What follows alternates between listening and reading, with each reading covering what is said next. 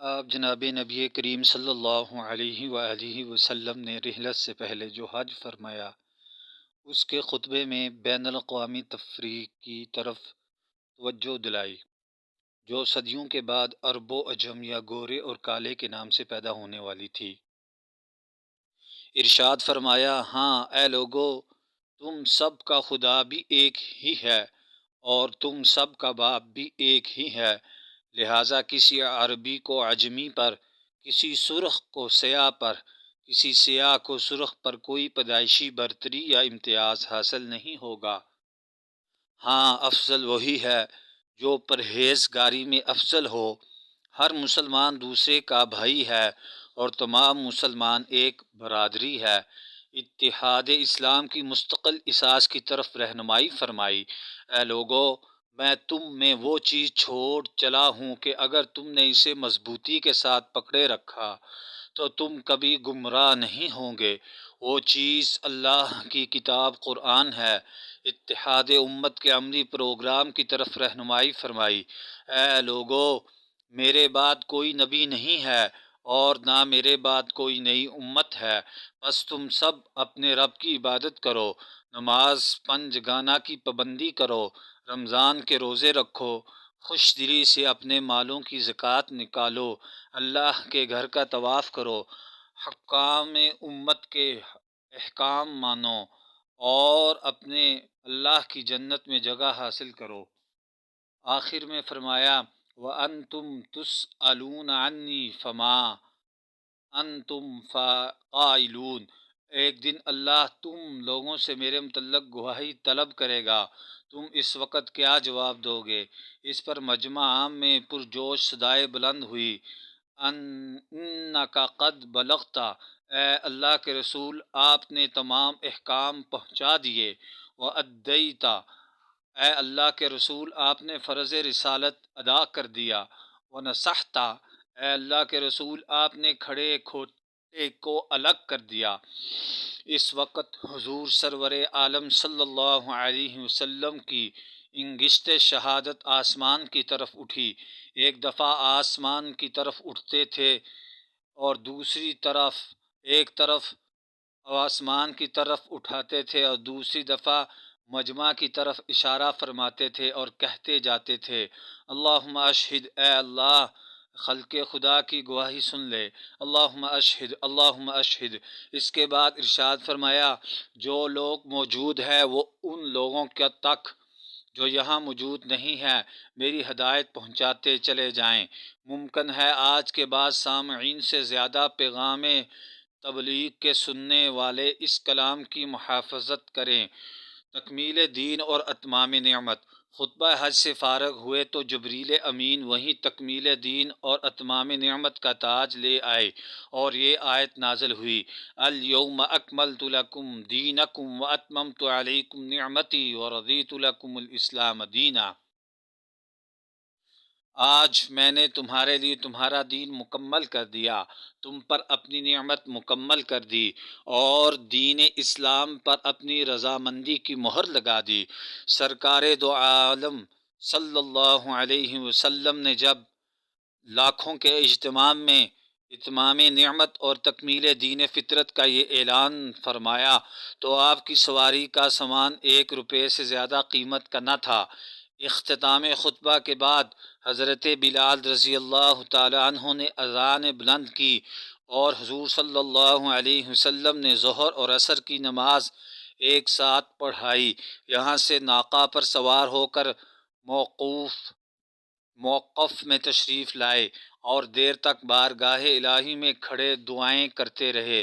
جب غروب آفتاب کے قریب ناقہ نبی صلی اللہ علیہ وسلم ہجوم خلاق میں سے گزری تو آپ کے خادم اسامہ بن زید رضی اللہ تعالی عنہ آپ کے ساتھ سوار تھے اور کثرت ہجوم کے باعث لوگوں میں اضطراب سا پیدا ہو رہا تھا۔ اس وقت حضور صلی اللہ علیہ وسلم ناقہ کی مہار کھینچتے جاتے تھے اور زبان پاک سے ارشاد فرماتے جاتے تھے، السکینۃ ایھا الناس، لوگو سکون کے ساتھ، لوگو آرام کے ساتھ، مزدلفہ میں نماز مغرب ادا کی اور سواریوں کو آرام کے لیے کھول دیا گیا۔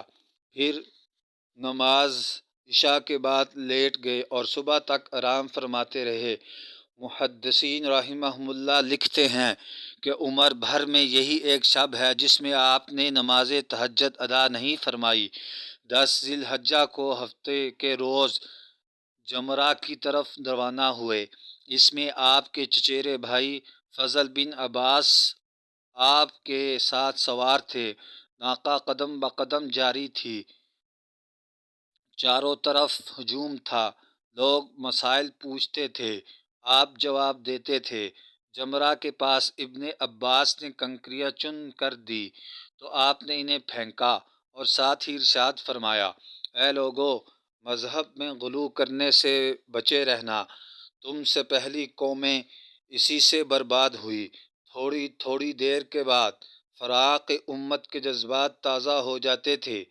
آپ اس وقت ارشاد فرماتے تھے، اس وقت حج کے مسائل سیکھ لو، میں نہیں جانتا کہ شاید اس کے بعد مجھے دوسرے حج کی نوبت آئے۔ میدان مینا اور غدیر خم کے خطبات۔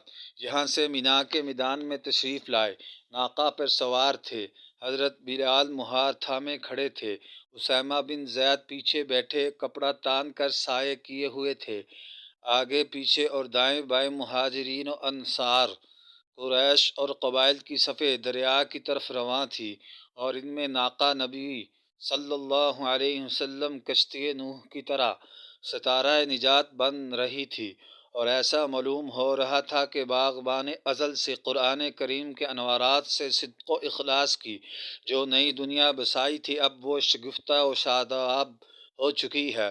حضور صلی اللہ علیہ وسلم نے اسی دوران جدید کی یاد تازہ کرتے ہوئے ارشاد فرمایا، اسی دوران دور جدید کی یاد تازہ کرتے ہوئے ارشاد فرمایا، آج زمانے کی گردش دنیا کو پھر اسی نقطہ فرت پر لے آئی جب کہ اللہ تعالیٰ نے تخلیق ارض و سما کی ابتدا کی تھی۔ پھر ذی قعدہ، ذی الحجہ، محرم اور رجب کی حرمت کا اعلان کرتے ہوئے مجمع کو مخاطب کر کے ارشاد فرمایا، پیغمبر انسانیت صلی اللہ علیہ وسلم، آج کون سا دن ہے؟ مسلمان اللہ اور رسول بہتر جانتے ہیں۔ پیغمبر انسانیت، طویل خاموشی کے بعد، کیا آج قربانی کا دن ہے؟ مسلمان، بے شک قربانی کا دن ہے۔ پیغمبر انسانیت، یہ کون سا مہینہ ہے؟ مسلمان، اللہ اور رسول بہتر جانتے ہیں۔ پیغمبر انسانیت، طویل خاموشی کے بعد، کیا یہ ذی الحجہ نہیں ہے؟ مسلمان، بے شک یہ ذی الحجہ ہے۔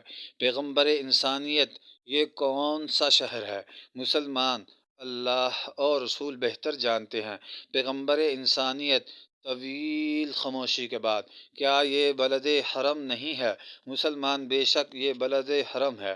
اس کے بعد فرمایا، مسلمانوں، تمہارا خون، تمہارا مال، تمہاری آبرو اسی طرح محترم ہے جس طرح یہ دن، یہ مہینہ اور یہ شہر محترم ہے۔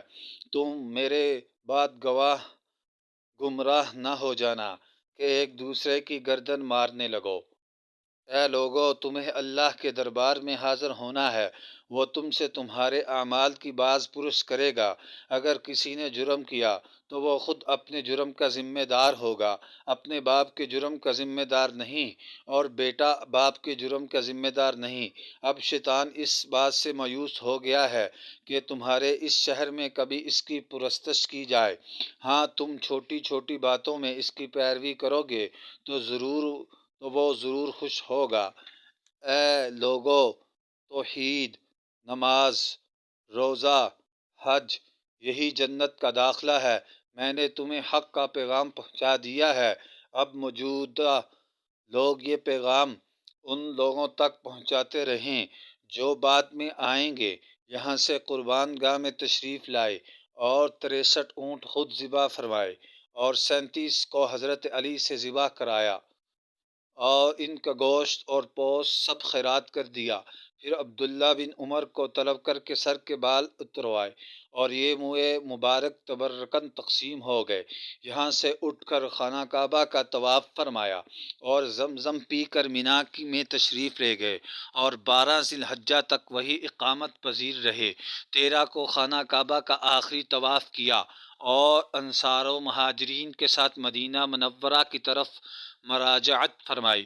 جب غدیر خم پہنچے تو صحابہ کرام کو جمع کر کے ارشاد فرمایا، اے لوگو، میں بھی بشر ہوں، ممکن ہے اللہ کا بلاوا اب جلد آ جائے اور مجھے قبول کرنا پڑے، پھر میں تمہارے لیے 2 مرکز ثقل قائم کر چلا ہوں۔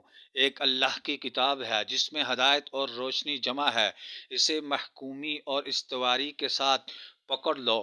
دوسرا مرکز میرے اہل بیت ہیں، میں اپنے اہل بیت کے بارے میں تمہیں خدا ترسی کی وصیت کرتا ہوں۔ گویا یہ اجتماع امت کے لیے اہل و عیال کے حقوق و احترام کی وصیت تھی تاکہ وہ کسی بحث میں الجھ کر حضور صلی اللہ علیہ وسلم کے مختصر سے خاندان کے ساتھ بے لحاظی کا سلوک نہ کریں۔ مدینہ کے قریب پہنچ کر رات ذوالحلیفہ میں ٹھہرے اور دوسرے دن مدینہ منورہ میں داخل ہو گئے۔ محفوظ و مامون حمد کرتے ہوئے اور شکر بجا لاتے ہوئے ملک بقا کی تیاری۔ حضور سرور دو عالم مدینہ میں پہنچ کر فسبح بحمد ربک واستغفرہ کی تعمیل میں مصروف ہو چکے تھے۔ بارگاہ ایزدی کی حاضری کا شوق روز بروز بڑھتا جا رہا تھا۔ صبح و شام معبود حقیقی کے ذکر و یاد کی طلب تھی اور بس رمضان المبارک میں ہمیشہ 10 روز کا اعتکاف فرماتے تھے۔ 10 ہجری میں 20 روز کا اعتکاف فرمایا۔ ایک دن حضرت فاطمہ بتول رضی اللہ تعالی عنہا تشریف لائیں تو ان سے فرمایا، پیاری بیٹی، اب مجھے اپنی رحلت قریب معلوم ہوتی ہے۔ انہیں ایام میں شہدائے احد کی تکلیف، بے بسی کی شہادت اور مردانہ وار قربانیاں کا خیال آ گیا تو گنج شہداء میں تشریف لے گئے اور بڑے درد و گداز سے ان کے لیے دعائیں کی، نماز جنازہ پڑھی اور انہیں اس طرح الوداع کہی جس طرح ایک شفیق بزرگ اپنے کم سن بچوں سے پیار کرتا ہے اور پھر انہیں الوداع کہتا ہے۔ یہاں سے واپس آئے تو منبر نبوی پر جلوہ طراز ہوئے اور ارباب صدق و صفا سے نہایت دردمندانہ لہجے میں مخاطب ہو کر ارشاد فرمایا، دوستو، میں تم سے آگے منزل آخرت کی طرف چلا جا رہا ہوں تاکہ بارگاہ ایزدی میں تمہاری شہادت دوں۔ واللہ مجھے یہاں سے وہ اپنے حوض نظر آ رہا ہے جس کی وسیلت ایلا سے حجقہ تک ہے۔ مجھے تمام دنیا کے خزانوں کی کنجیاں دی گئی ہیں۔ اب مجھے یہ خوف نہیں کہ میرے بعد تم شرک کرو گے، البتہ میں اس سے ڈرتا ہوں کہ کہیں دنیا میں مبتلا نہ ہو جاؤ اور اس کے لیے آپس میں کشت و خون نہ کرو۔ اس وقت تم اس طرح ہلاک ہو جاؤ گے جس طرح پہلی قومیں ہلاک ہوئیں۔ کچھ دیر کے بعد قلب صافی میں زید بن حارث کی یاد تازہ ہو گئی۔ انہیں حدود شام کے عربوں نے شہید کر دیا تھا۔ فرمایا، اسامہ بن زید فوج لے کر جائے اور اپنے والد کا انتقام لے۔ ان ایام میں خیال مبارک زیادہ تر گزرے ہوئے نیاز مندوں ہی کی طرف مائل محبت رہتا تھا۔ ایک رات آسودہ گان بقیع کا خیال آ گیا۔ یہ عام مسلمانوں کا قبرستان تھا۔